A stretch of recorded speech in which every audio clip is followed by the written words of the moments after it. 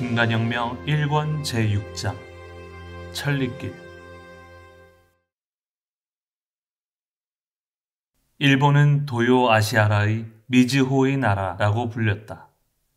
그러나 1945년 가을 쌀 수확량이 놀랄 만큼 감소했다. 정부는 전쟁 전후의 여러 악조건을 고려해도 최저 수확량을 5천만 섬으로 예상했다.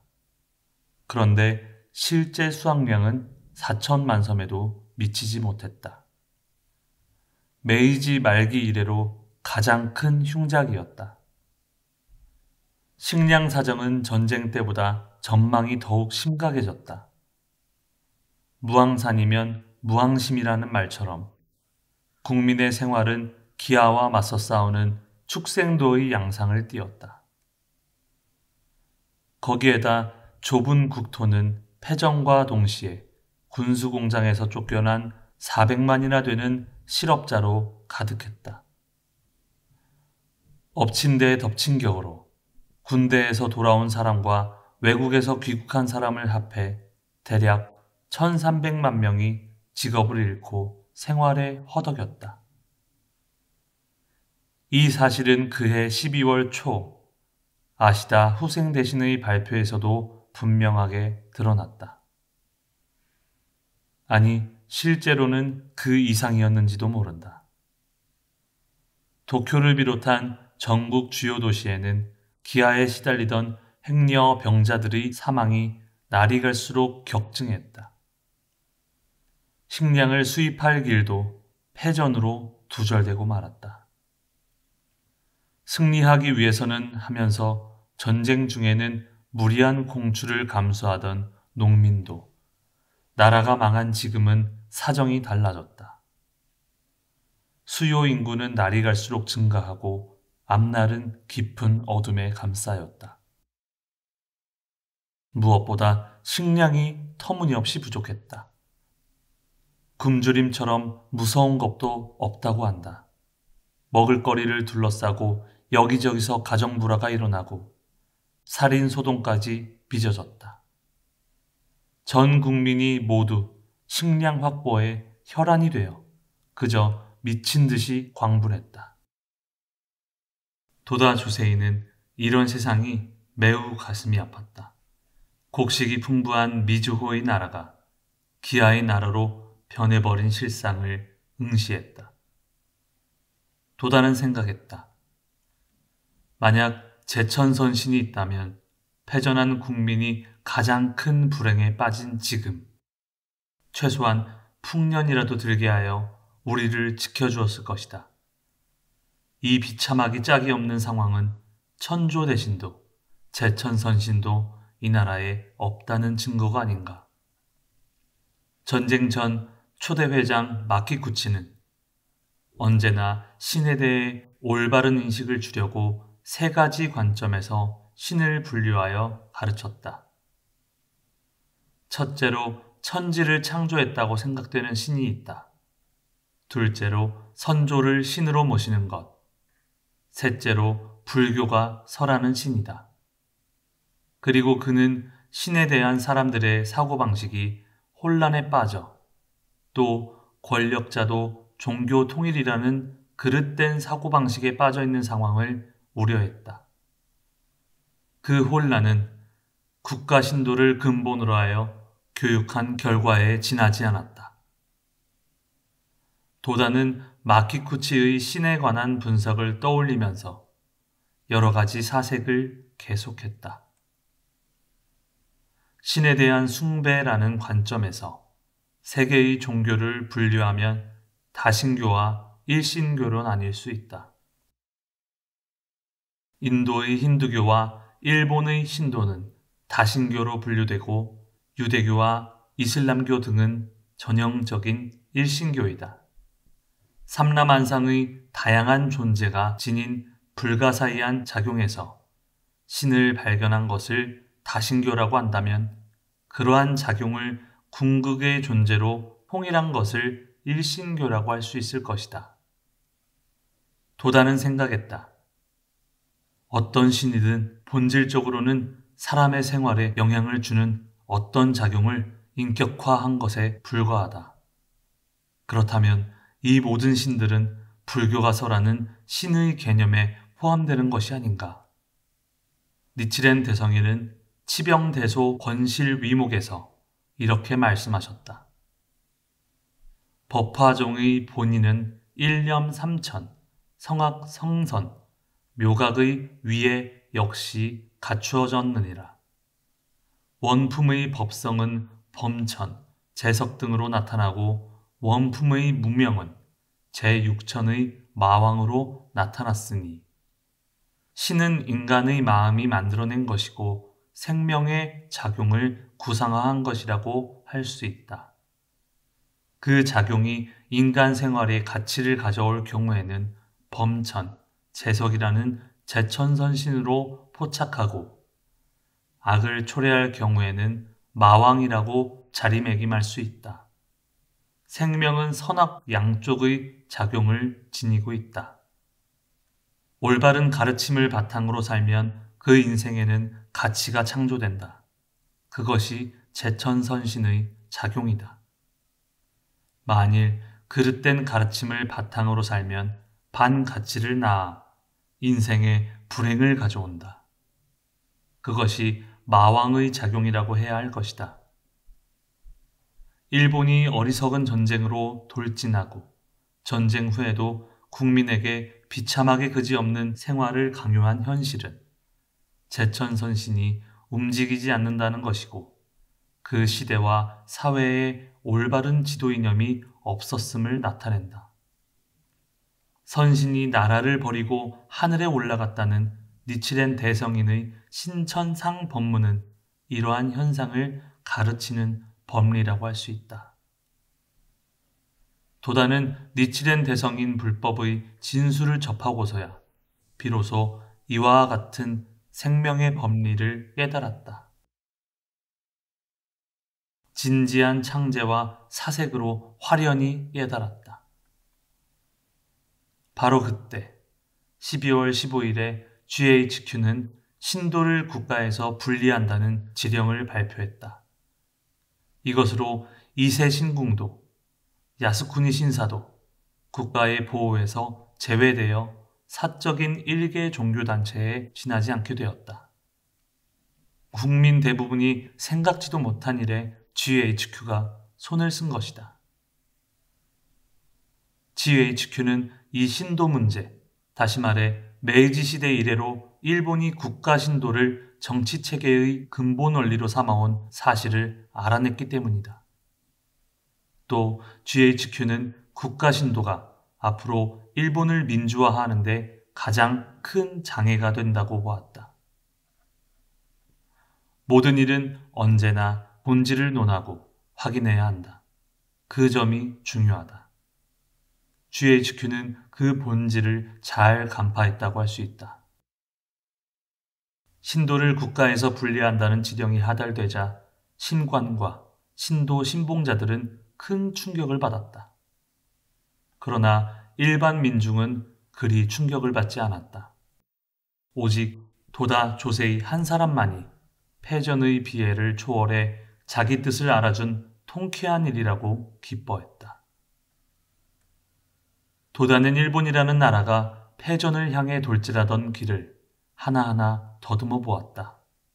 그리고 메이지 천황 첫 해에 왕정 복고를 하면서 신도를 국가 건설의 초석으로 이용한 사실을 분명하게 재확인했다.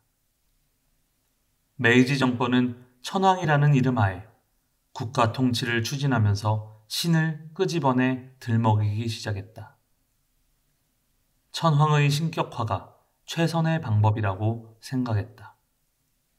그를 위해 1000년이 넘은 옛날에 편찬한 고사기, 일본 서기 등의 신화를 그 권위의 근거로 사용했다. 갈대무성한 들판의 싱싱한 벼이삭이 영원히 열리는 나라. 이곳은 우리 자손이 왕이 될 땅이니라. 그대들 황소는 정벌에 다스려라. 황위의 번영은 천양과 함께 무궁하리라. 일본 서기에 나오는 천조 대신이 내린 신칙 중 하나이다. 나중에 학교 교과서 등에도 많이 나온 구절이다. 천황은 신의 자손이고 일본은 천조 대신의 자손이 왕이 되어 영원히 다스려야 하는 땅이다. 국가를 통치하는 원리로서 천황에게 이 이상의 무기는 없었다. 원래 이 신화에는 발랄한 고대 국가의 숨결이 담겨 있는지도 모른다. 그러나 그것을 그대로 근대 국가에서 천황절대라는 국가 통치의 근거로 사용했을 때 이미 좌절을 향한 첫걸음이 시작되었다고 할 수 있다. 정부는 신도라고 칭하는, 다시 말해 예로부터 내려온 일본의 원시 종교를 재정 일치의 고대 사회를 모방하여 새로운 국가 속에 끄집어들였다. 국가는 천조 대신을 가장 높은 신으로 취급한 다음 전국의 각 신사가 모시는 신을 천황과 가까우냐 머냐에 따라 각각 등급을 매기고 직접 관리했다. 선조를 신으로 모신 신도를 이용해 천조 대신의 자손이 된 천황을 국민이 숭상하도록 만들었다. 한편 1889년에 공포된 메이지 헌법 제3조에서는 천조 대신의 신칙을 근거로 천황은 신성이므로 침해하면 안 된다며 천황의 종교적 권위를 조문으로 명문화했다. 천황을 절대화하고 국가의 통치 권력을 천황에게 귀속하여 국가의 통일과 안태를 도모하려 했다. 이렇게 하여 정치와 종교는 천황이라는 한 사람의 인격으로 완전히 통합되고 말았다. 천황 숭배는 이윽고 천황 자체를 살아있는 신으로 하는 종교가 되었다. 그러나 근대 국가로서 열광과 어깨를 나란히 하려면 선진국의 헌법처럼 메이지 헌법도 신교의 자유를 분명히 해야 한다. 그래서 메이지 헌법 제28조에 일본의 신민은 안녕과 질서를 방해하지 않는 한 또는 신민의 의무에 위배하지 않는 한 신교의 자유가 있다고 규정했다. 이 결과 도쿠가와 시대부터 내려온 기독교 금지 탄압과 봉건적인 갖가지 종교 정책 등이 철폐되었다. 그러나 정부는 천황의 권위와 일체의 관계에 있던 신도에 대해서만큼은 특별한 정책으로 일관했다. 신사의 격에 따라 국가 예산을 편성하고 지출했으며 혹은 신관, 신직에게 관직을 주어 관리로 임명하는 등 다른 종교와는 완전히 다른 취급을 했다. 또 황실 행사와 국가 행사를 신도에서 행하는 의식처럼 만들어 천황의 위신을 나타내고자 했다. 그리고 일반 관리는 의무적으로 이 행사에 참석해야 했다.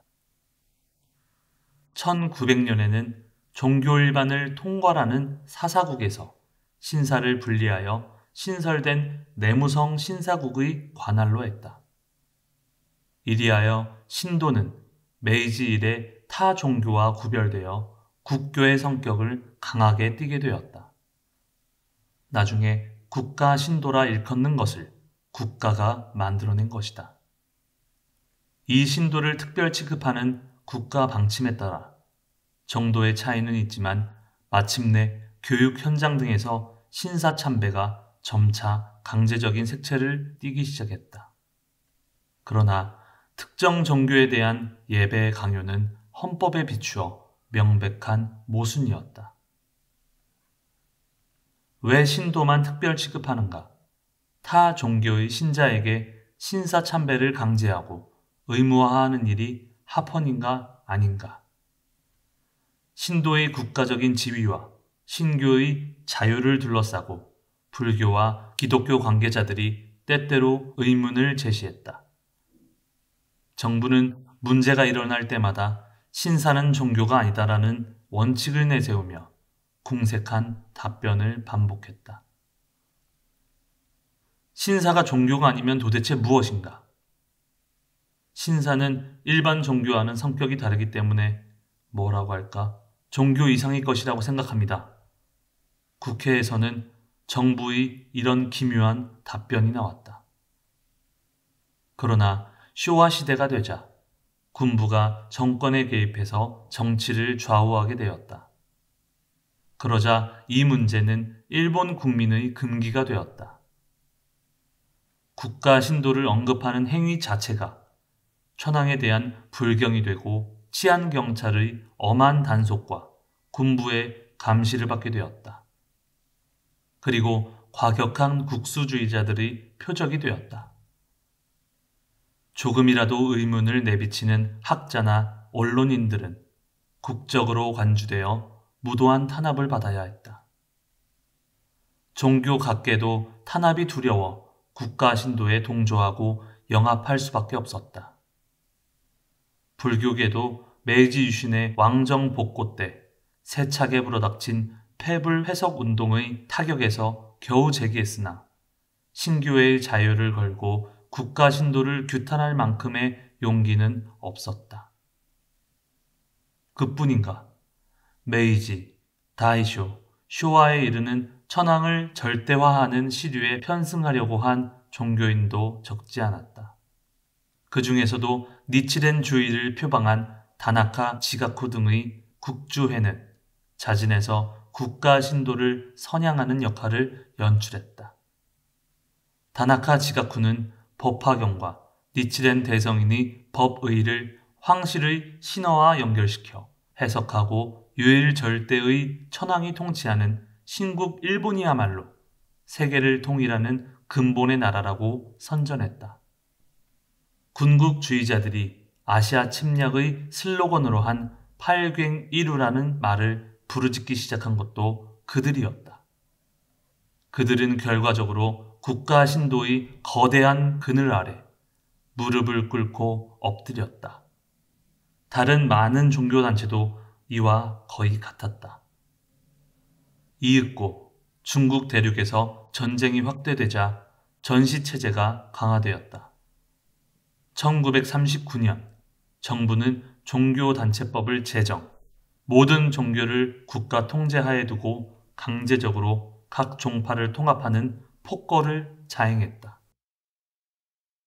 종교계는 모두 천조 대신을 모시고 천황을 절대자로 하는 거국일치의 보국운동에 동조하게 되었다.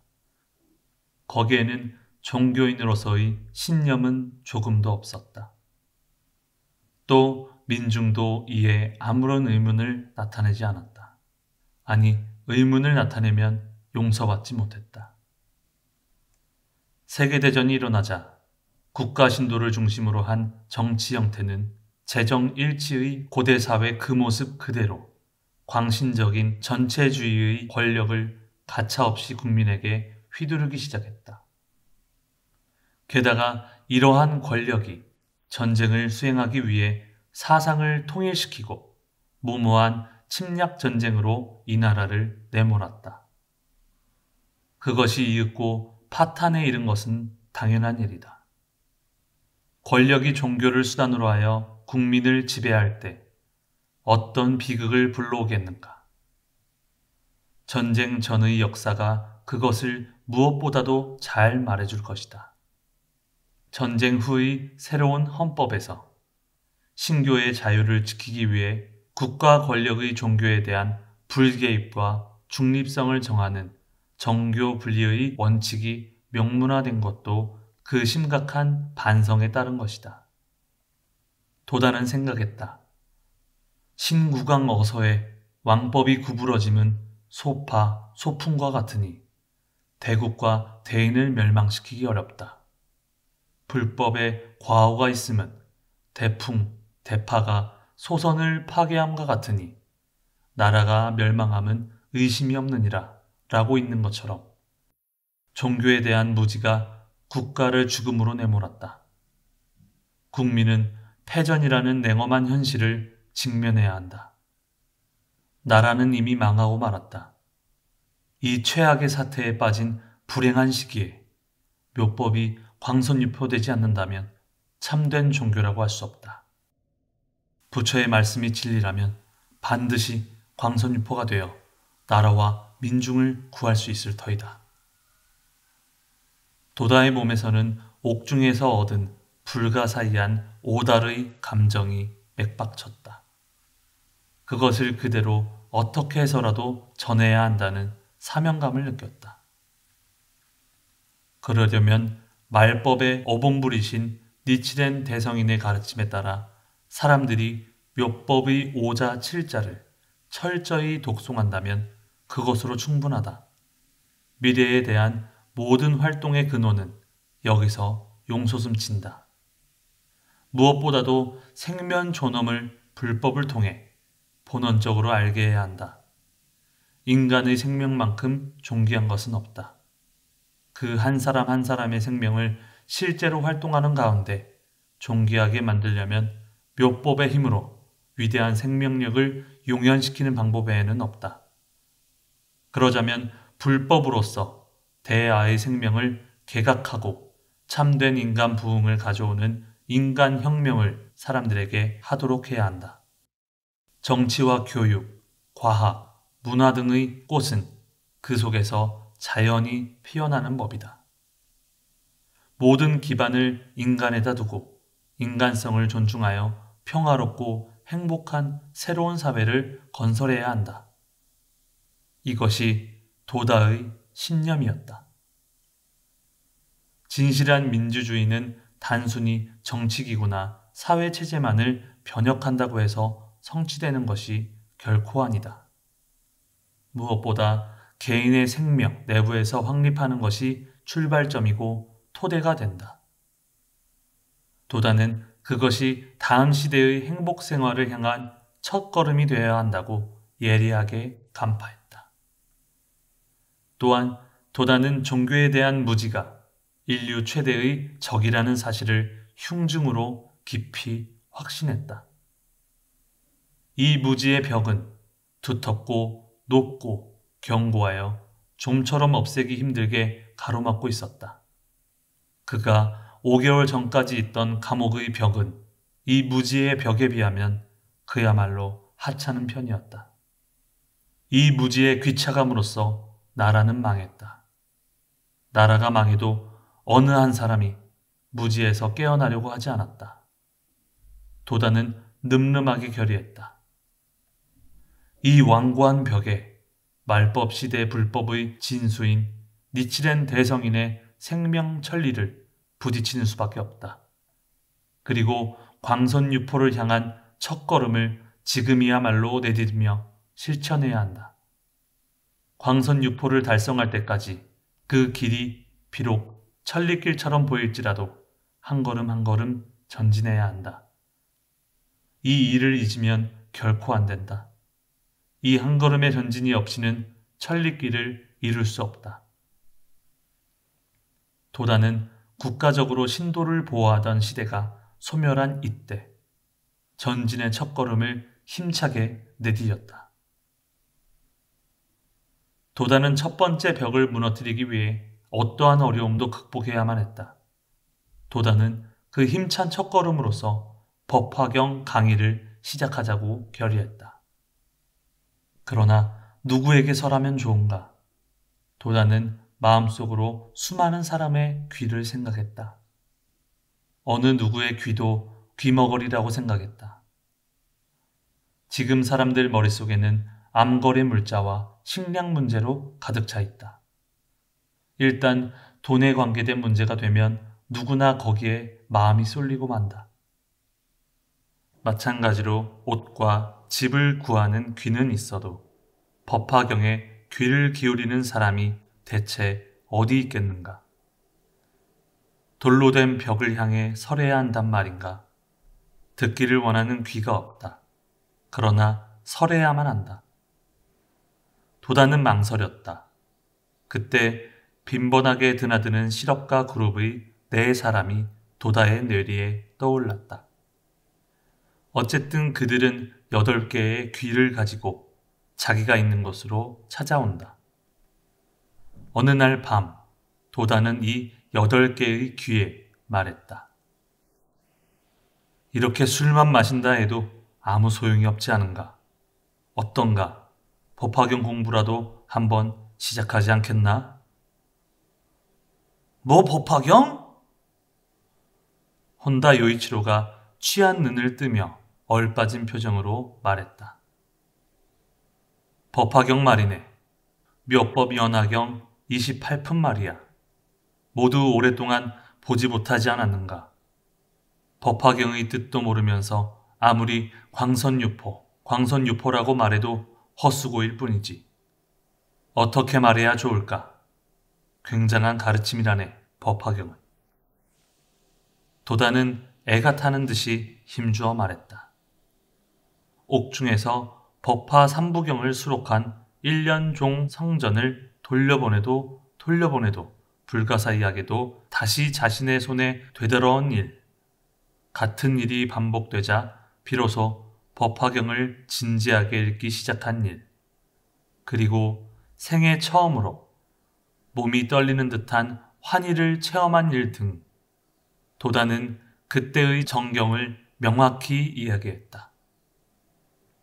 도다의 눈은 안경 깊은 곳에서 반짝반짝 빛났다. 네 사람은 그 말에 홀린 듯이 어느새 굳은 자세로 귀를 곤두세우고 있었다. 그렇겠지, 그렇고 말고. 도다의 법화경을 듣도록 하세. 어떤가, 기타가와? 이와모리 기조는 옆에 있는 기타가와 나오사쿠를 보며 재촉하듯이 말했다. 찬성이네. 나도 한 번은 법화경을 끝까지 읽어보고 싶었다고 생각했네. 하지만 생각만 했을 뿐 한문이 너무 어려워서 어찌할 수 없었네. 그런데 도다가 가르쳐준다면 참으로 고마운 일이지. 나루토의 배를 만났다고 할까? 기타가와는 신바람이 났다. 그리고 법화경이 얼마나 어려운지를 수다스럽게 말했다. 혼다도 한마디 끼어들었다. 그렇게 어려운 법화경을 도다는 감옥에서 줄줄 읽게 됐다는 말이지. 불가사의한 일이군. 도다는 얼굴을 돌리고 잠시 아무 말이 없었다. 이윽고 도다는 조용히 입을 열었다. 엉터리로 가르치면 벌을 받는다는 것쯤은 나도 알고 있다네.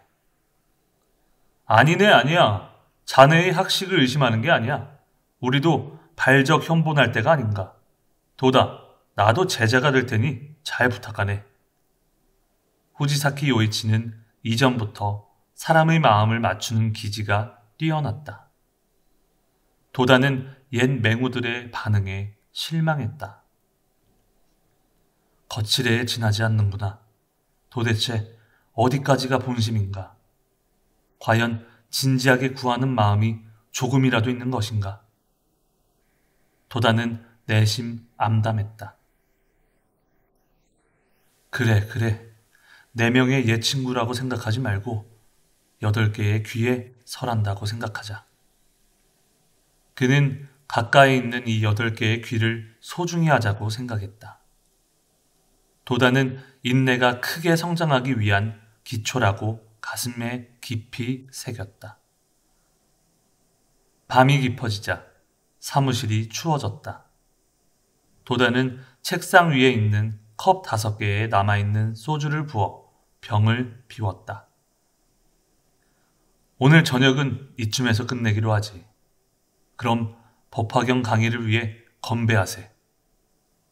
컵 5개가 어두컴컴한 전등 아래서 기세 좋게 올라갔다. 후지사키가 컵을 내려놓자 앞장서서 말했다. 만장일치로 결정한 셈인데 강의는 언제부터 할 텐가? 언제든지 좋다네. 내일부터라도. 기타가와는 얼큰하게 취해서 나오는 대로 말했다. 그건 곤란하군. 나는 법화경을 가지고 있지 않거든. 혼다가 이렇게 말하자 이와모리도 말했다. 나도 없어. 지금부터 구해야겠군. 이사들이 만장일치로 결정한 일도 실행에 들어가자 이상하게 뒤틀렸다.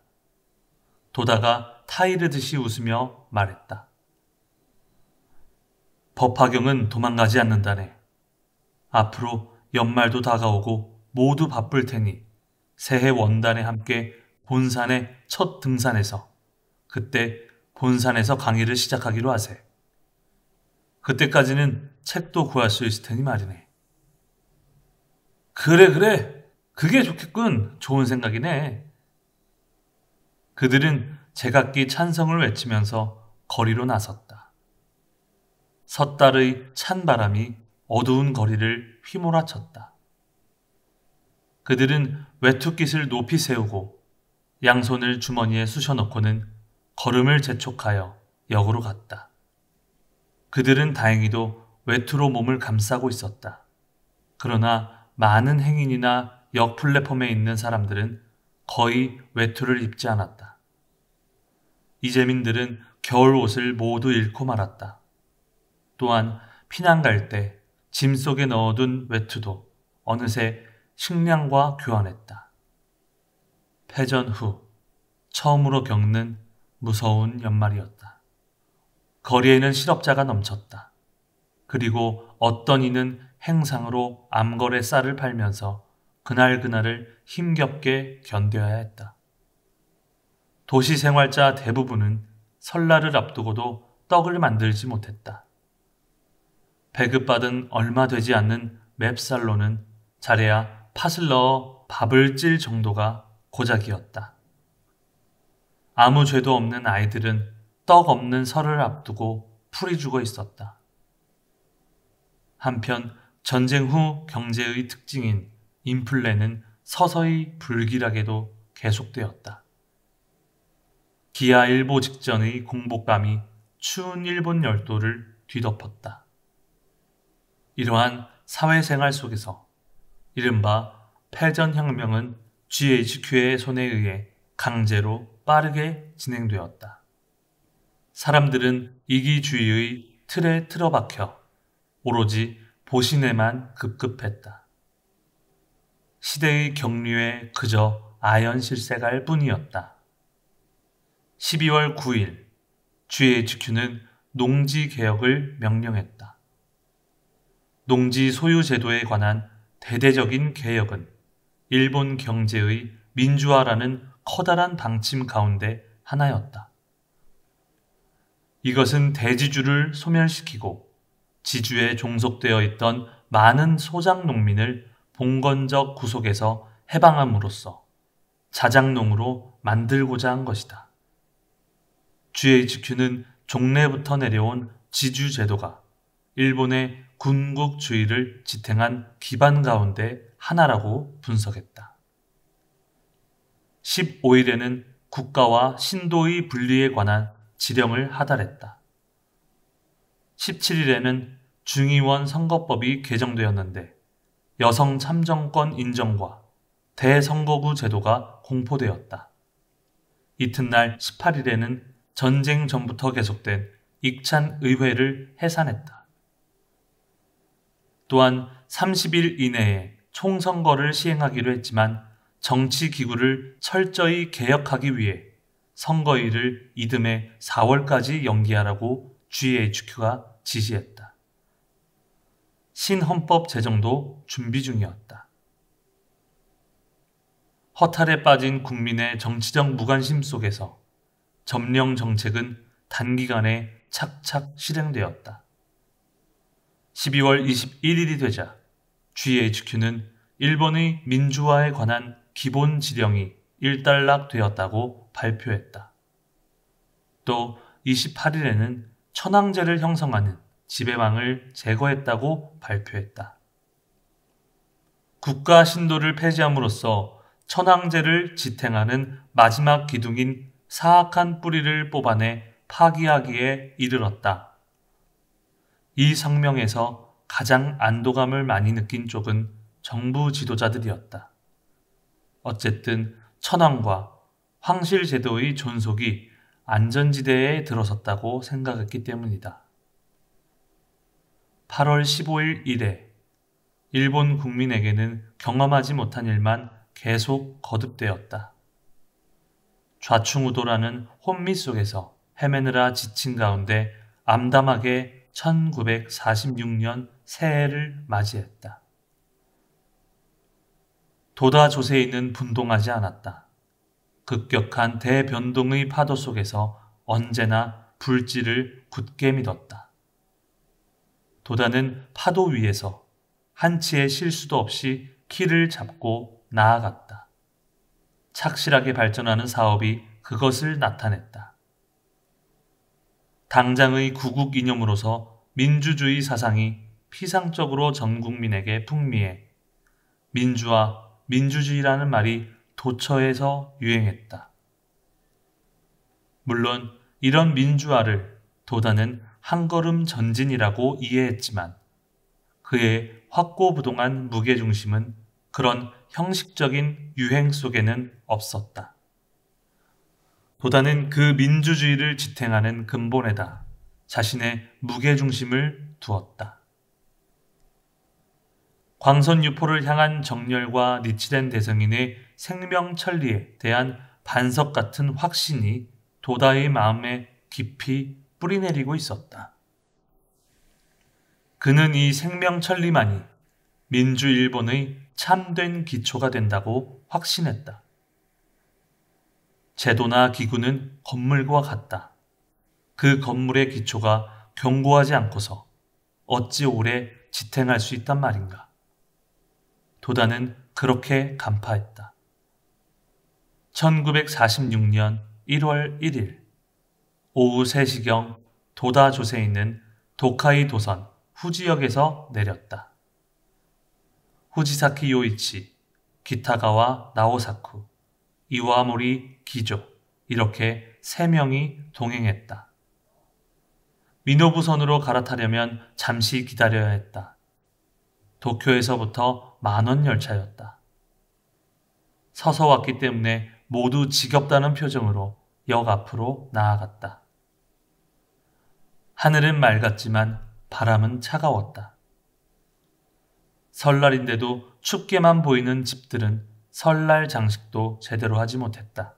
다만 거대한 후지산만이 새하얀 눈을 푹 뒤집어쓰고 화려하게 드높이 하늘로 솟아 있었다. 후지산은 정말 멋있단 말이야. 언제나 새로워. 도다는 몹시 기뻐하며 이렇게 말했다. 모두 후지산 쪽으로 일제히 눈을 돌리고는 잠시 멈춰섰다. 몇 년 만에 가까이에서 보는 후지산이었다. 후지산은 일본의 상징이고 일본 제1의 명산이다. 이 산은 옛날 책에는 다이니치렌 계산이라고 기록되어 있다. 니치렌 대성인의 명호와 부합하는 점도 참으로 불가사의한 일이다. 후지산 정상은 파렵과 같은 모습이다. 파렵의 연화는 법화경 8권과도 통한다. 도다는 생각했다. 만약 니치렌 대성인의 인격을 비정의 세계라고 비교한다면 바로 수봉 후지산이라 할 수 있으리라.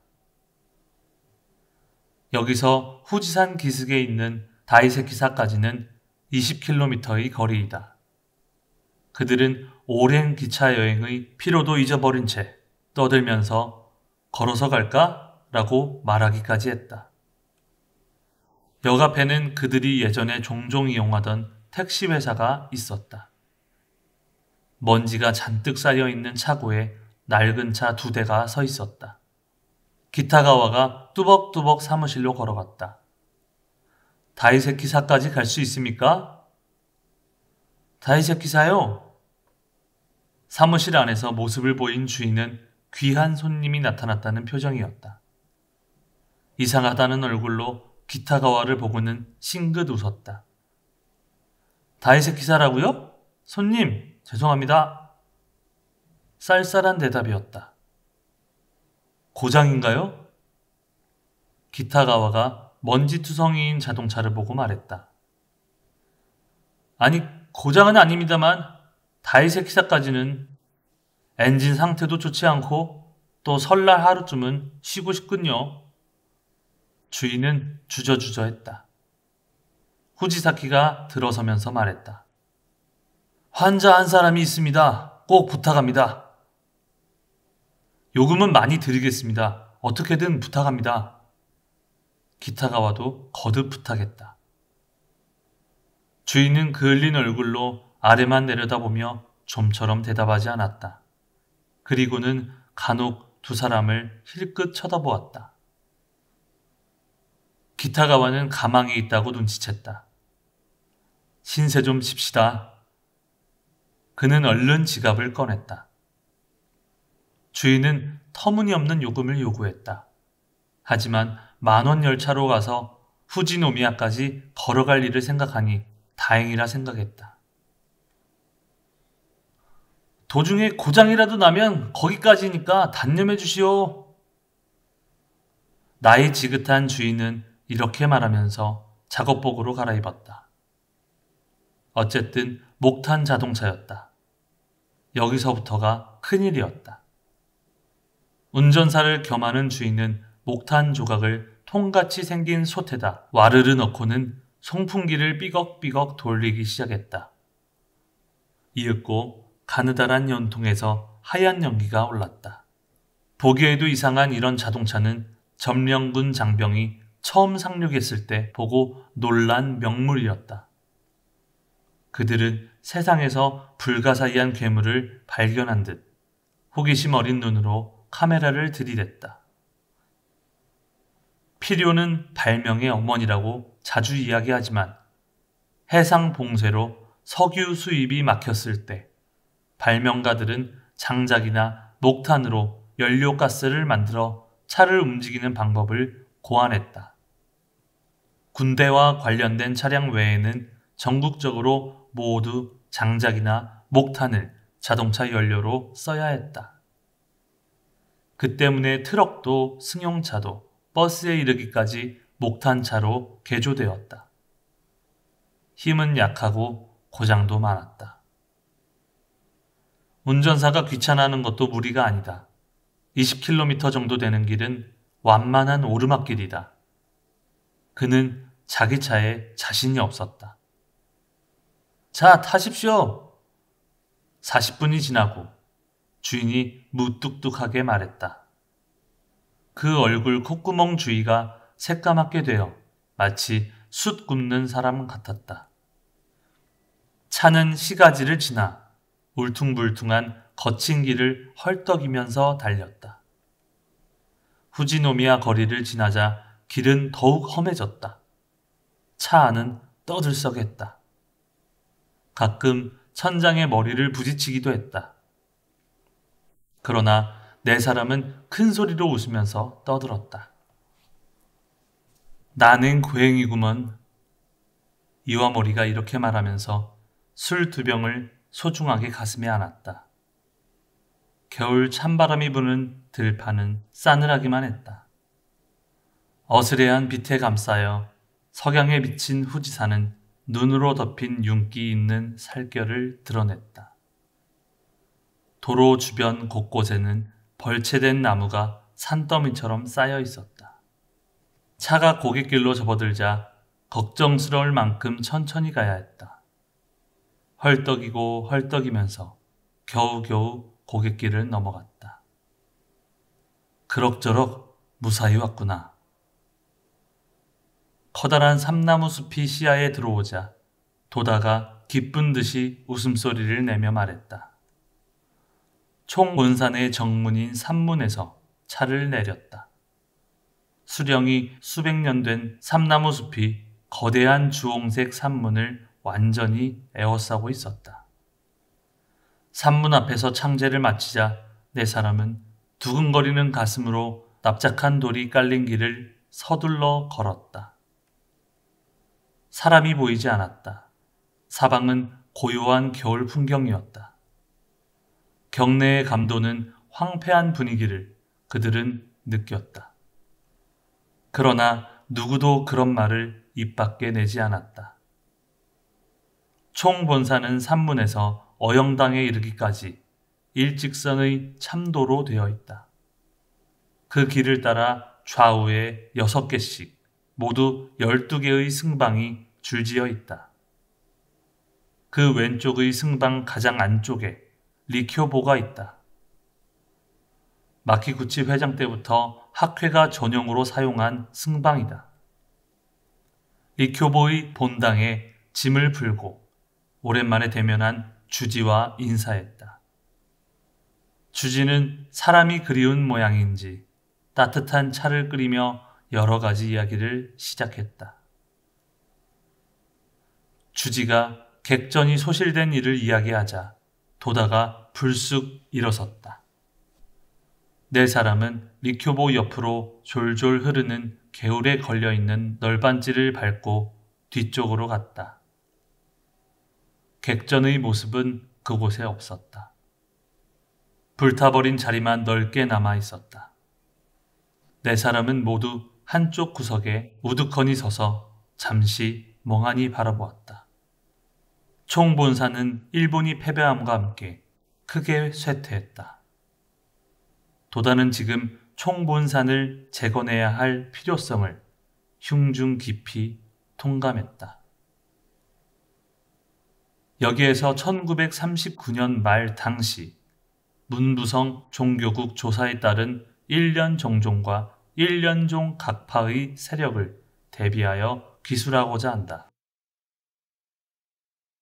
사찰수 1년 종종 사찰 75개, 1년종 각파 사찰 합계 4,962개, 주지 1년 종종 52명, 각파 합계 4,451명, 단독 1년 정종 46,832명, 각파 합계 207만 4,530명, 신도 1년 정종 4만 209명, 각파 합계 131만 8,521명, 단도는 당해 종파의 교의를 신봉하고 소속 사찰에 장제를 위탁하고 종파 사찰을 외호하는 자. 신도는 위의 두 번째 소속 사찰에 장제를 위탁하는 것을 제외하는 자이다. 또한 정부는 도쿠가와 막부 이래의 방침을 답습하여 단가제에 의해 성립한 불교 사찰의 건립과 창건을 엄하게 제약하고 일반에게는 금지했다. 이 정책은 전쟁 후까지 계속되었다. 한편 신도와 불교 이외의 모든 종교에 대해서는 메이지 헌법에 신교의 자유를 강조한 원칙에 따라 기독교 교회 등은 유럽과 미국 등 외국에서 압력도 있었으므로 종교 선포의 시설로서 일정한 요건 하에 허가했다. 이는 불교와 타 종교의 격차를 만들게 했다. 정부는 그 시정 조치로서 1923년 불교 각 종파 혹은 사찰에 소속하는 하부기관으로서 종교 설비를 설립하는 허가를 신불도 교회 소규칙이라는 법규로 정했다. 이것은 각 종파가 포교 등을 위해 이미 설치한 법무소, 교무소, 사무소 등을 정식으로 종교시설로서 인정하는 것이었다. 이에 따라 각 종파는 건설 허가를 받아 시설을 증설했다. 1년 종종도 메이지 말년부터 태평양 전쟁 개전 때까지 포교 명목으로 사찰 30여 개를 만들었다. 연감에 기록된 사찰수 75개는 이 포교소가 포함되어 있지 않으므로 실제 사찰수는 100개가 넘었다고 산정할 수 있다. 그러나 어쨌든 아주 작은 교단이었음에는 변함이 없다.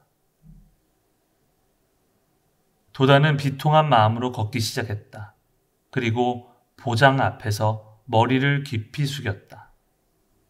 그러고 나서 세 사람을 데리고 어스레한 빛에 감싸인 어영당 쪽으로 향했다. 어영당의 참배를 마치자 네 사람은 계단을 내려갔다. 이 가람도 비가 새지는 않았는지 멈춰서서 지붕을 쳐다보았다. 종로당도 기울어져 있었다. 도다는 심한 근시라서 잘 보이지 않았으나 경내를 돌면서 오싹오싹하는 기운을 강하게 느꼈다. 그 오싹한 기운은 해가 저물었기 때문이 아니었다. 도다는 간키료의 호리곰의 주지에게 들은 총본산의 황폐함이 이 정도로 심할 줄은 미처 몰랐기 때문이었다. 도다가 받은 충격은 컸다. 그야말로 투쟁 경고 그리고 백법 은몰한 모습이다. 도다는 입으로는 아무 말도 하지 않았지만 흉중에는 그만큼 분함이 가득했다. 악몽 같은 전쟁은 끝났다.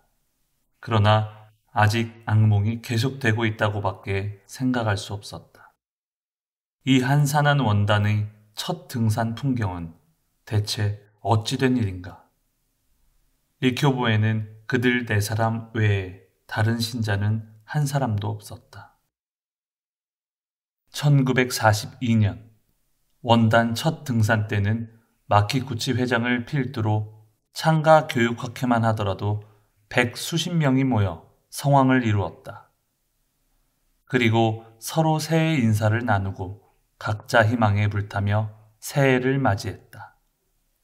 종전 당시 리쿄보 등산자 박명록을 살펴보았다.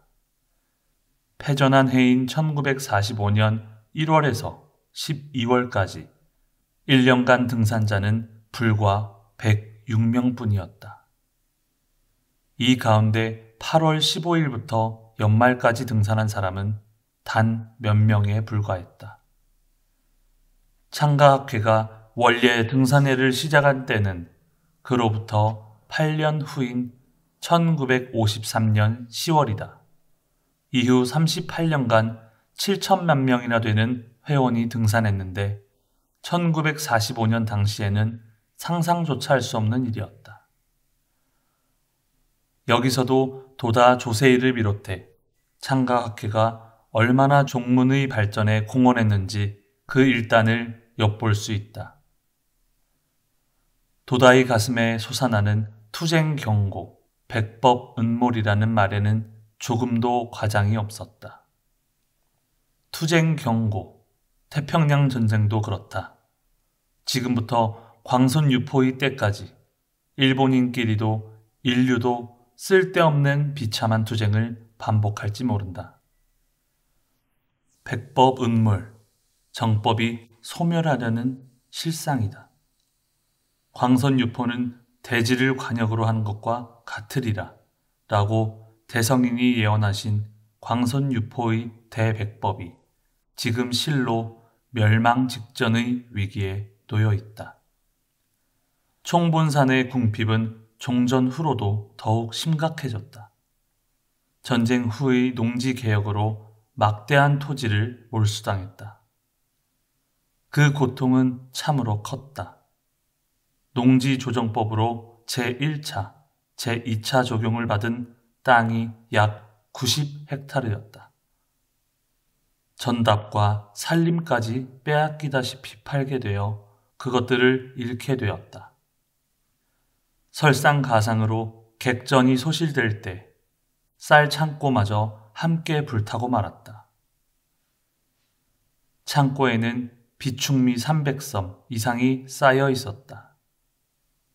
이 때문에 총본사는 식량난과 심각한 재정난 두 가지를 한꺼번에 겪어야 했다. 도다 조세이가 지금 천리길을 혼자서라도 나아가겠다고 굳게 결의한 것도 이런 종문의 상태를 보고 난 후에 사색한 것이다. 천리길은 결코 단순한 형용사가 아니다. 냉엄한 사실이다.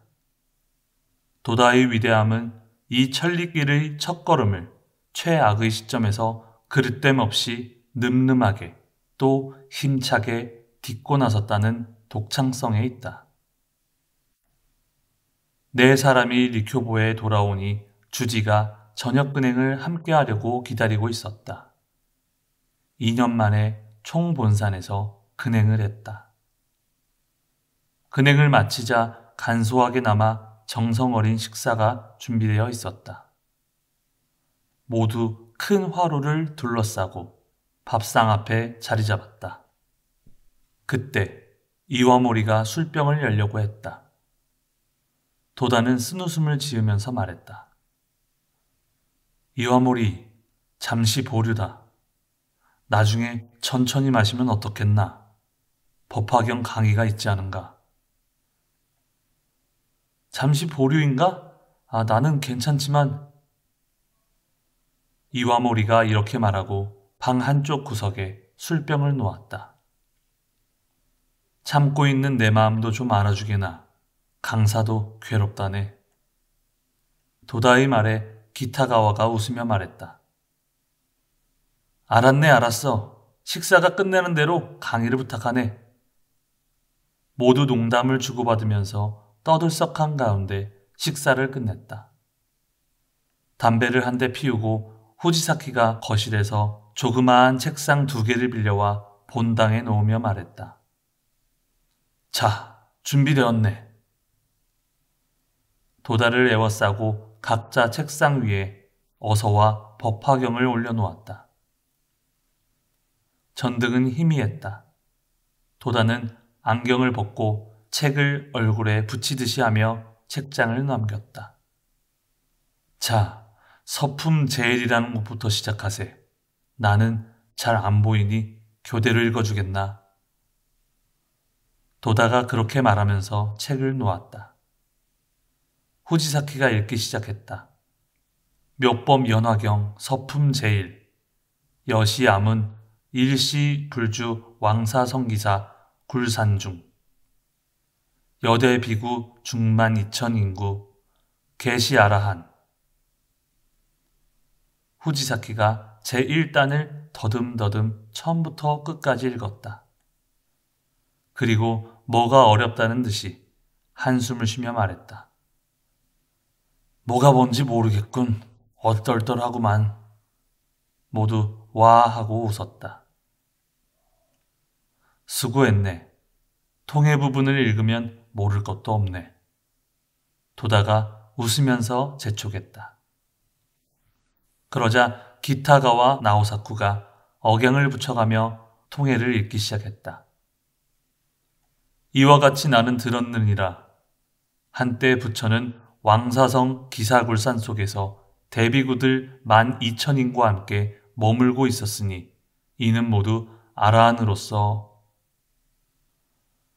과연 의미를 조금은 알 수 있을 것 같네. 이와모리 기조가 안심이 된다는 듯 말했다. 후지사키가 껄껄 웃었다. 기타가와는 계속해서 제1단을 얼추 읽었다. 본당은 매우 고요했다. 조금 어두운 전등불 밑에 둘러앉은 4명의 주위에는 한겨울 한기가 오싹오싹 스며들었다. 하지만 서로 마주보고 있는 4사람의 얼굴에는 밝은 열기가 흘렀다. 도다가 조용히 입을 열었다. 석가는 일설에는 9살에 출가해 30살에 성도했다고 전해지네. 30살에 성도한 후 석가일 때 50년 동안 설한 가르침을 천태대사가 58교로 분류했다. 50이란 가르침을 5개의 시대로 나눈 것이며 8교란 가르침의 내용을 나눈 것이지. 이처럼 석존 일대의 불법 전체에 걸쳐 58교를 비교하면 묘법 연화경의 가르침은 석존 불법 중 최고의 가르침이고 골수이고 대강이다. 그러므로 묘법 연화경을 이해하지 않고서는 석존 불법의 진수를 결코 볼 수 없네. 그리고 석존 불법과 말법의 니치렌 대성인 불법의 상위를 인식하려면 역시 묘법 연화경을 기초로 해야 한다. 모두 알았다는 듯 고개를 끄덕였다. 도다는 강의를 계속했다. 오늘날 불법이 잡다하게 뒤섞인 원인은 58교라는 승렬 판정의 기준을 모르기 때문이다. 석존의 묘법 연화경에 현혹된 무리가 대성인의 남묘호랭개교 불법과 혼동하기 때문이라네. 법화경 28품은 석존 불법이고 남묘호랭개교의 불법은 니치된 대성인 불법임을 깊고도 명확하게 유의해야 하네. 여기가 가장 중요하다. 도다는 사람들이 종교, 특히 불법에 대해 전혀 인식하지 못하는 것을 알고 있었다. 종교의 정사, 천심에 대해 명확히 아는 사람은 전혀 없다고 해도 좋을 것이다. 종교라고 들으면 덮어놓고 처음부터 비판하며 덤비는 사람이 많지만 그들도 석존과 아미타불이 어떻게 다른지조차 모른다. 하물며 오중상대, 사중흥패, 삼중비전 등을 알 리 없다. 도다는 먼저 종교에 대한 이런 무지를 타파해야 한다고 생각했다. 그렇지 않으면 사상의 혼란을 바로잡지 못하고 불행의 근원을 제거할 수 없기 때문이다. 도다의 강의는 종교에 대한 무지와 맞서 싸우는 투쟁이기도 했다. 그는 또한 경문에 명확히 있는데도 최고 유일의 종교를 선양하지 않는 과거와 현재의 무능한 종교인과 악승들에게 분노를 느끼지 않을 수 없었다. 그들은 몰라서 말하지 않았거나 아니면 알고는 있지만 자기 종파의 교의에 속박되어 말하지 못했거나 둘 중 하나일 것이다. 그러나 구도심도 없고 사람을 구제할 기력조차 없으면서 다만 이익과 자기 보신에만 집착하는 점에는 변함이 없다. 이보다 비생산적인 존재는 없다고 도다는 생각했다. 그럼 여기서 라고 도다는 말을 멈추고 책상 위에 있는 컵을 들어 물을 마셨다. 본산의 물맛은 좋구나. 그럼 묘호랭개교란 대체 어떤 실체를 말하는가? 대성이는 어이구전에서 이렇게 말씀하셨다. 묘란 법성이고 호란 무명이며 무명법성이 일체임을 묘호라 하느니라. 랭계란 인과의 이법이고 이것 또한 인과 일체이니라. 쿄란 일체 중생의 언어 음성을 쿄라고 하느니라. 석에게 가로되 성불사를 함을 이름하여 쿄라고 한다고 혹은 삼세 상황임을 쿄라고 하느니라. 법계는 묘호이고 법계는 랭계이며 법계는 쿄이니라. 랭계란 팔엽 구존의 불체이니라. 차근차근히 이를 생각할지어다. 묘호를 무명과 법성이라는 차원에서 해석하면 묘는 법성이고 깨달음이다. 호는 무명이고 미혹을 나타낸다. 그러므로 묘호는 무명과 법성이 일체임을 나타낸다. 랭계는 인과 이법을 나타내고 이것 또한 인과라는 일체, 다시 말해 인과 구시임을 나타냅니다. 쿄는 일체 중생의 언어와 음성을 말한다. 쿄에 대해 장안대사는 소리가 중생을 구제하는 부처의 행동이고 이것을 쿄라고 한다고 해석했다. 또 다른 차원에서 말하면 과거, 현재, 미래 이렇게 3세에 걸쳐 영원한 것을 쿄라고 한다. 결국 전 우주가 묘호이고 랭계이며 쿄이다.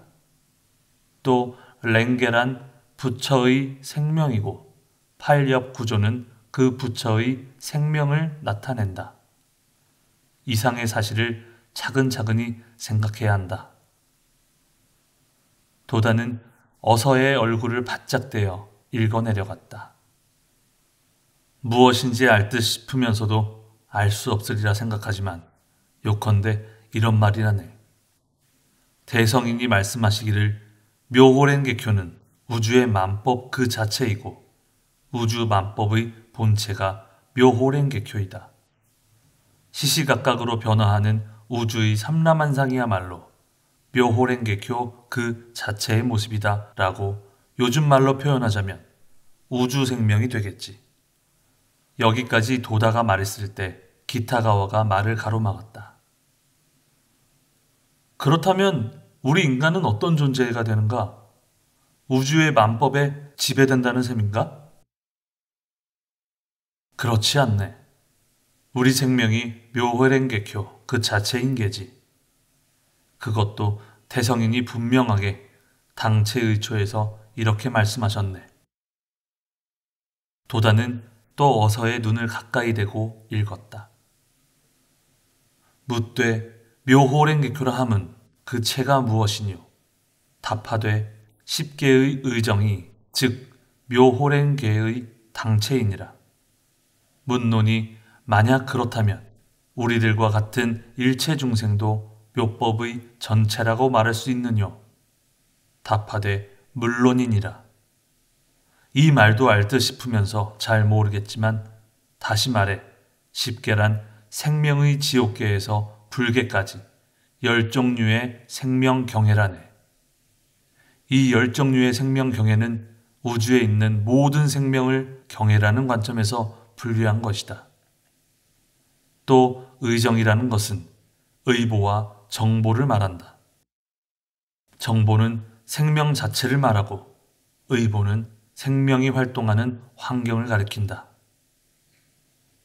도다는 어서에 나타나 있는 생명론을 어떻게 해서든 현대적으로 풀어서 알 수 있게 하려고 노력했다. 그는 이 완벽한 생명 천리를 세계에 유포하면 인류는 완전히 또 영원히 구제될 수 있음을 확신했다.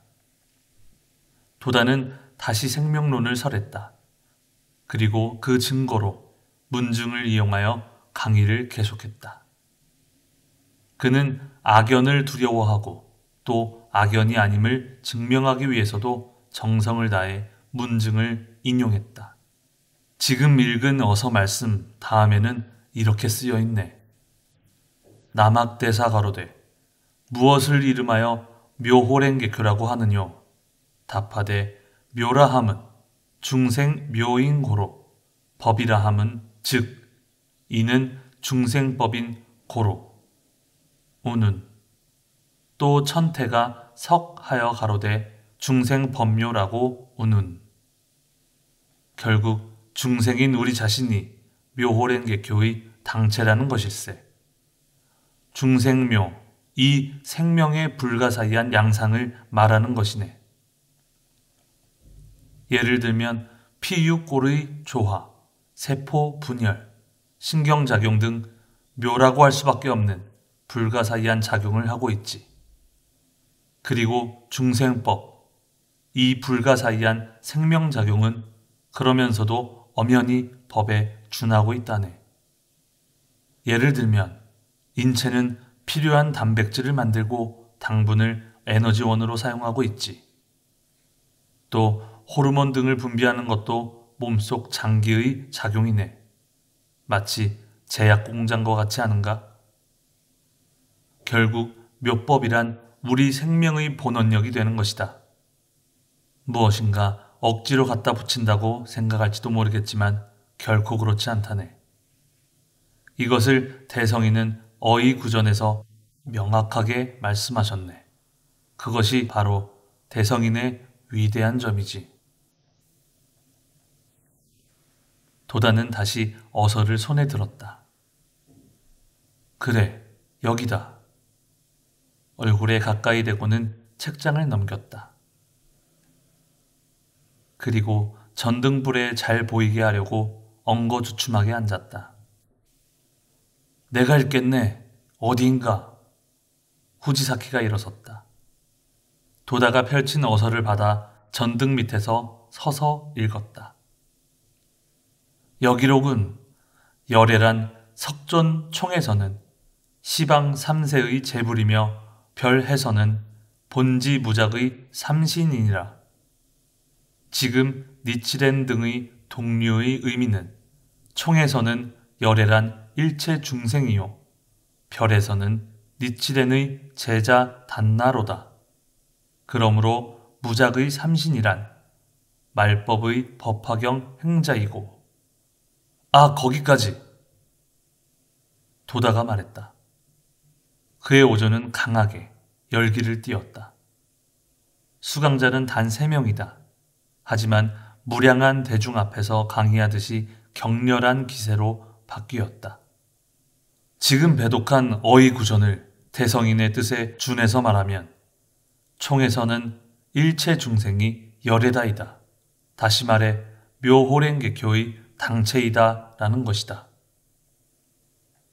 먼저 배독한 당체의 초와 똑같은 말씀이네. 우리도 열애다. 묘호랭개교의 당체다 라고 말씀하셨네. 이 말은 틀림없네. 우리가 자기 자신을 어떻게 생각하든 그것은 자기 마음대로이다. 그러나 그 자기 마음대로가 잘못되었을 뿐이네. 어떻게 생각하고 어떻게 마음먹든 대성인은 일체 중생이 열애다 라고 단언하셨네. 그런데 범부는 어리석기 때문에 이 사실을 믿지 못한다네. 따라서 육도 윤회함으로 무너지지 않는 행복을 구축할 수 없다네. 참으로 어리석은 일이다. 이 성운에 이어서 말법의 법화경 행자의 보호를 남묘호랭개교라고 한다고 말씀하셨네. 이것은 니치렌 대성인이야말로 남묘호랭개교라는 부처님이라는 뜻이네. 그러므로 사람에 간추려 말한다면 묘호랭개교의 당체는 총해서는 말법의 범부이고 별에서는 니치렌 대성인이시다. 또 법에 간추려서 말하면 우주생명 그 자체가 묘호랭개교의 당체라는 말씀이시네. 그러므로 우리 생명도 묘법 당체이고 우주생명과 동일한 것이라고 할 수 있네. 그러므로 부처란 총해서는 바로 이 생명을 말한다고 할 수 있다. 세 사람은 도다의 얼굴을 가만히 바라보았다. 경탄하는 표정이 역력히 나타났다. 오늘 밤은 여기까지 하세. 처음부터 한꺼번에 너무 많이 집어넣으면 그릇이 작아서 머리가 터질지도 모르니 말일세. 도다가 웃으면서 책을 덮었다. 세 사람은 비로소 제정신이 들었다. 그리고 세 사람 모두 똑같은 의문을 품었다.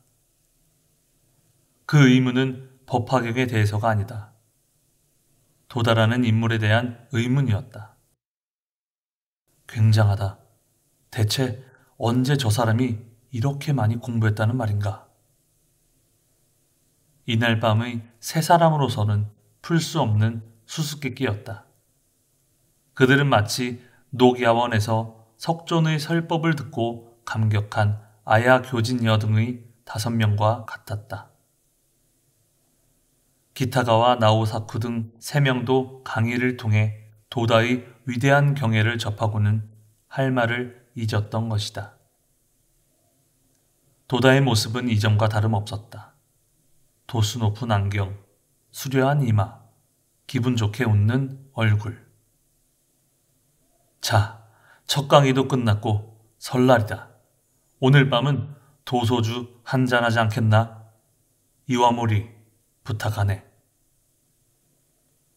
이와모리는 아까 밀쳐놓았던 술을 가져왔다. 그리고 급히 포장지를 뜯으면서 말했다. 도소주가 아니야. 이건 좋은 술이라네. 오늘 밤을 위해 특별히 준비했네. 그들은 조용한 본당 옆방에서 술을 따뜻하게 데워 잔을 나누었다. 늦도록 간간히 웃음 섞인 즐거운 말소리가 계속되었다. 아까 강의에서 우리 중생도 열애라고 했는데 그게 정말인가? 나로서는 도저히 그렇게 생각되지가 않아. 술에 약한 이와모리가 중얼거렸다. 과연 이와모리가 부처라고 한다면 굉장히 우스운 부처도 있는 셈이지. 하하하. 기타가와가 이와모리를 놀렸다.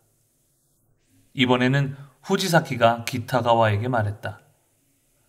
그렇게 말하는 자네도 그리 신통한 부처는 아니지. 남봉꾼 부처라고나 할까? 모두 와 하고 웃음을 터뜨렸다. 도다도 웃었다. 오늘 밤은 굉장한 부처들이 모였구먼. 도다가 웃으면서 말하자 이와모리가 신이 나서 한술 더 떴다. 하지만 나는 아무리 생각해도 부처라는 생각이 들지 않는걸. 또 폭소가 터져 나왔다. 도다가 이와모리에게 말했다. 이와모리, 너무 걱정하지 말게. 대성인이 하신 말씀을 진심으로 믿지 못하니까 우리를 범부라고 하는 거라네. 하지만 범부라고 해도 신심을 열심히 하여 그것을 알게 되면 한 사람도 빠지지 않고 부처가 될 수 있다네. 이것은 틀림없네. 어본존을 수지하고 강성하게 신행하게 힘쓴다면 고뇌하는 범부로 있을 리가 없네. 그것이 바로 대성인의 힘이라네. 예를 들면 과학실험이나 연구도 별로 하지 않는다면 아인슈타인의 학설을 알 도리가 없는 것과 같은 이치지. 이야기는 법화경으로 되돌아갔다. 화롯불이 약해져 방안이 추워졌다. 그들은 몸을 떨면서도 밤이 깊어가는 줄도 모르고 밤새 이야기했다. 이튿날 2일 오전, 그들 네 사람은 제63세 니치만과 대면했다. 그리고 보장에서 근행을 했다. 도다는 근행하는 동안 꼼짝하지 않았다. 보장에 있다는 사실조차 잊어버린 모습이었다. 도다는 보장에서 힘차게 창제하며 대어본전에게 고난의 세월을 극복할 수 있었음을 감사드렸다. 그리고 광선유포에 대한 새로운 결의를 다시금 강하게 호소하며 창제했다. 순간 과거도 미래도 멀리 사라지는 듯이 느껴졌다.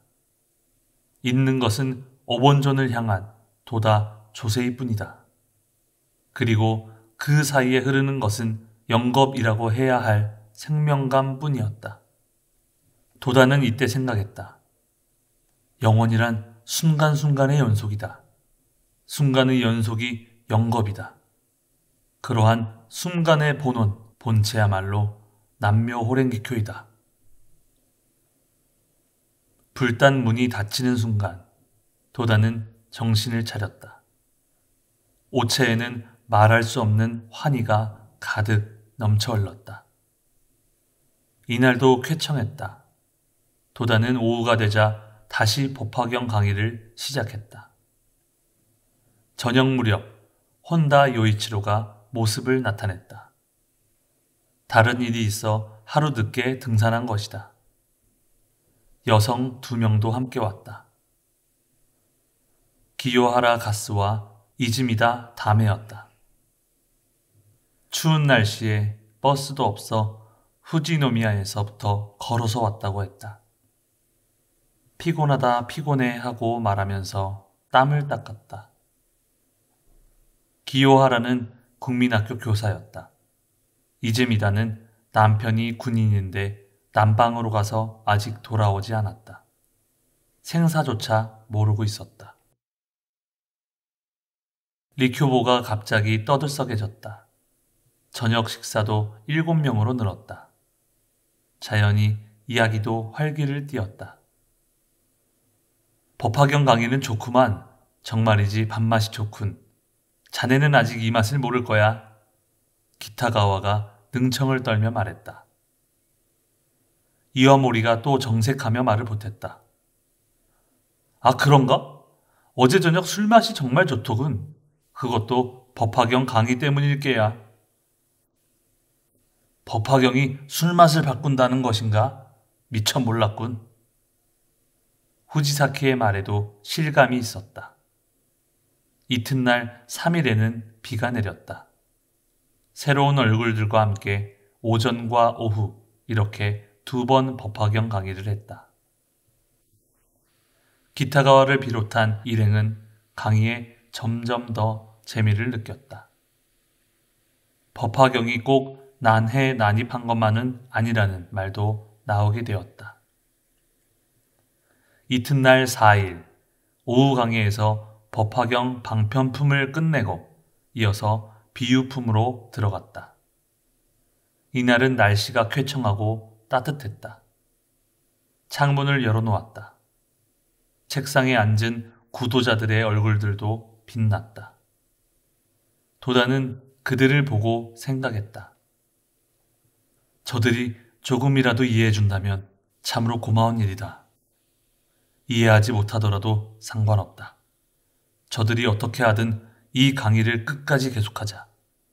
저들 가운데 낙오자가 생겨도 좋다.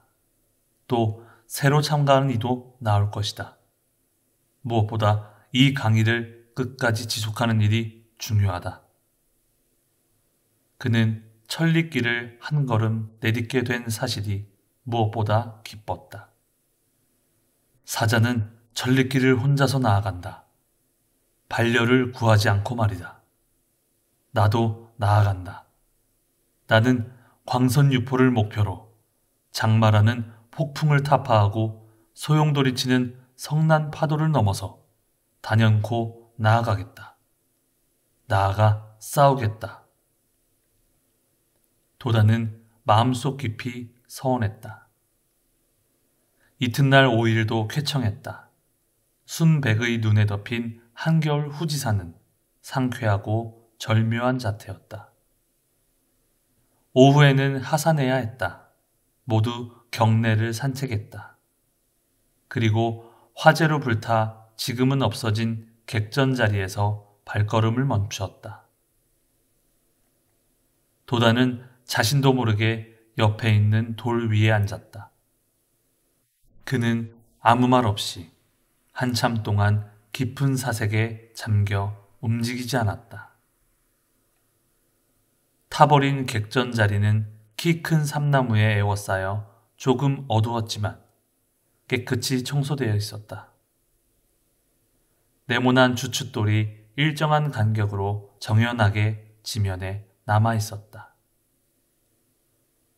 두꺼운 기둥을 지탱한다는 증거이다. 곳곳에 시든 풀자리가 보였다. 1945년 6월 17일 오후 10시 30분경 갑자기 대면소 뒤편에서 불이 났다. 안채, 서원, 무스보, 식량창고가 불탔다. 이튿날 새벽 4시경까지 계속 불탄 큰 화재로 객전이 소실되었다. 패전을 맞이하기 2개월 전의 일이다. 이 객전은 1871년에 재건되어 1931년에는 니치렌 대성인 650주기 기념으로 대수리를 한 건물이었다. 대강당은 약 135평 규모로 축인 근행을 비롯해 총본산의 거의 모든 행사를 이 건물에서 했다. 그런데 전쟁 중 군부 정부는 인원을 수용하기 편리한 다이세키사 건물에 눈독을 들였다. 국가 신도에 추종한 종무는 다이세키사를 군부 정부의 국가 총동원 거점으로 적극 제공했다. 1943년 6월 20일에는 근로훈련생의 숙소로서 대방과 대서원을 제공했다. 이 근로훈련소는 징용 근로자를 훈련하여 1개월마다 차례차례 군수공장으로 보내고 또 그때마다 징용 근로자를 새로 데려와서 분주히 수용했다. 게다가 다이세키사 경내의 각 방에는 도쿄에서 집단으로 피난온 어린 학생들이 와 있었다.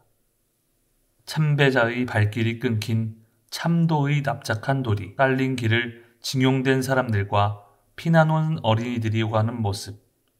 이것이 전쟁 때 총본산의 풍경이었다. 그 후 한반도에서 일본군에게 강제 징병당한 노동부대인 농경대가 왔다. 종무는 대방과 객전 등을 제공해 200수십 명이 주둔하는 숙사로 사용하게 했다. 농경대 간부는 모두 일본인 장교나 하사관이었다. 그들은 횡포했다. 그들은 대방의 대면소에서 기거하면서 군부 권력을 무기 삼아 마치 원님이나 정승처럼 행동했다. 그리고 주변의 농민들을 멸시하는 등 조국의 백성을 지키기는커녕 서슴없이 백성을 괴롭혔다.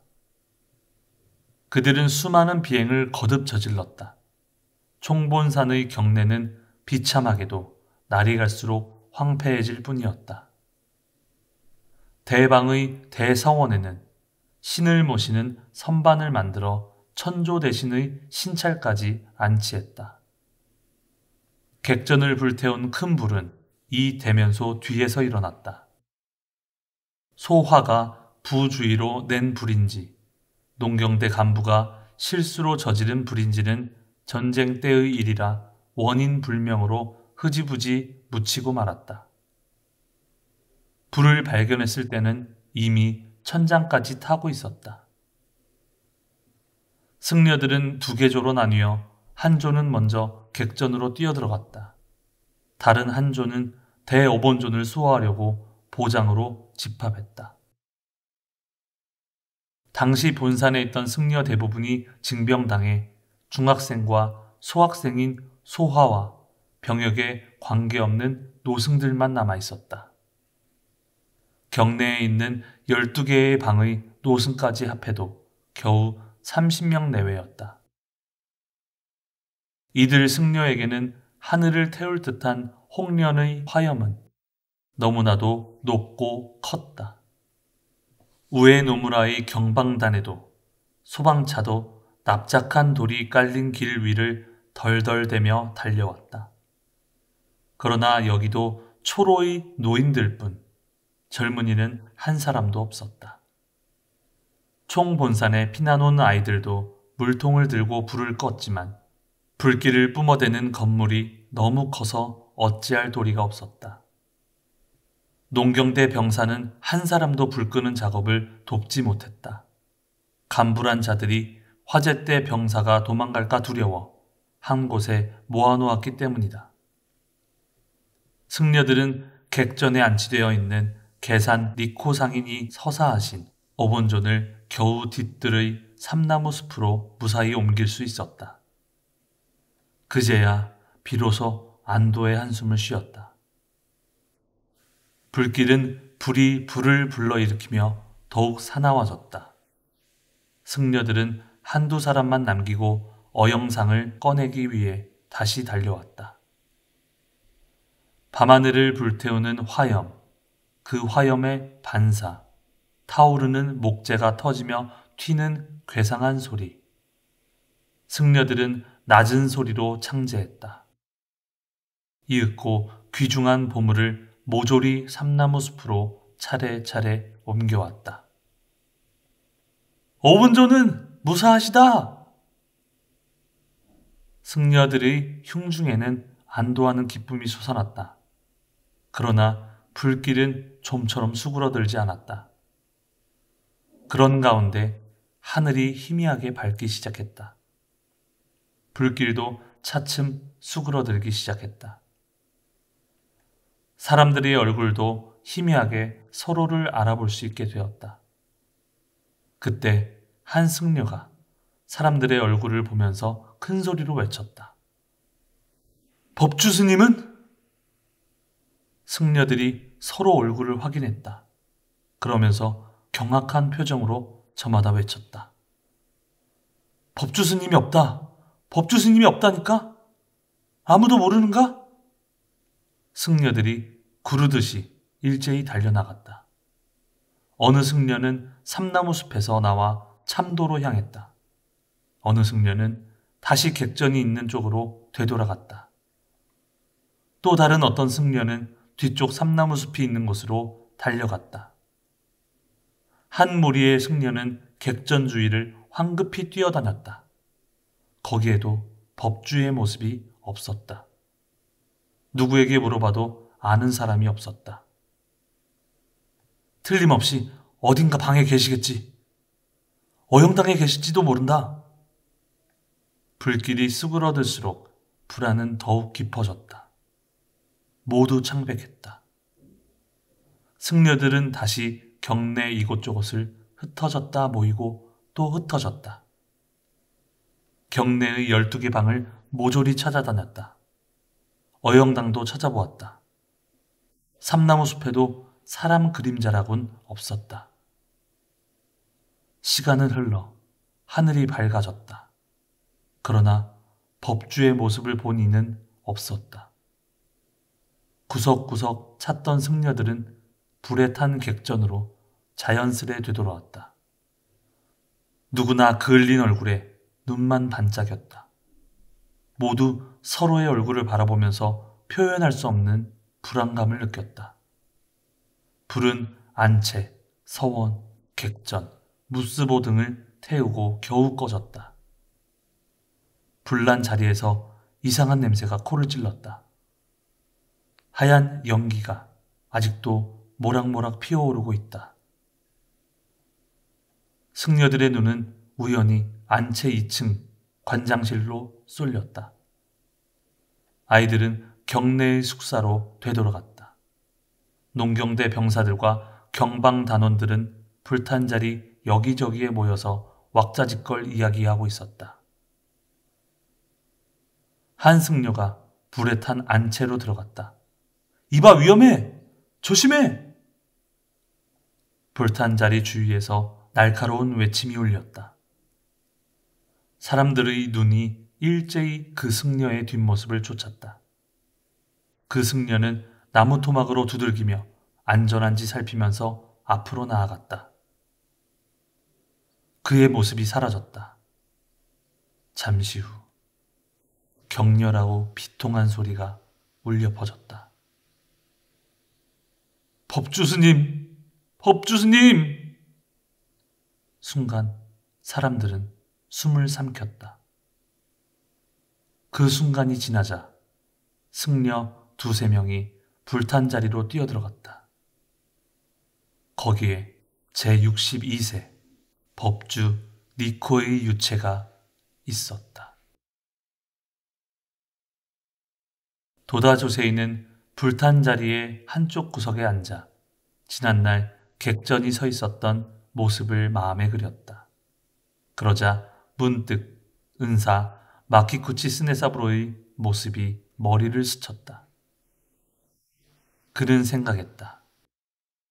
학회는 괴멸되고 은사는 옥사하셨다. 이만큼의 탄압이 과거에 있었단 말인가? 결코 없었다.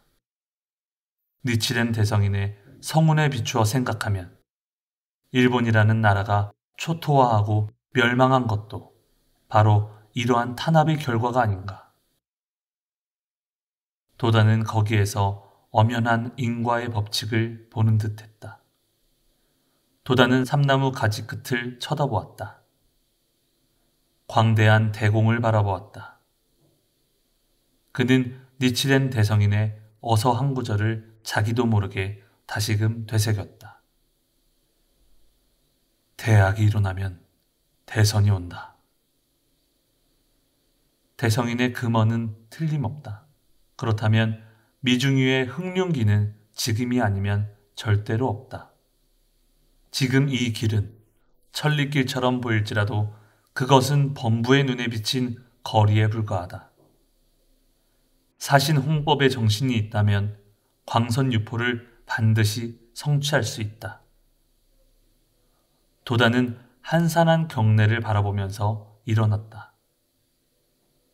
자, 드디어 시작이다.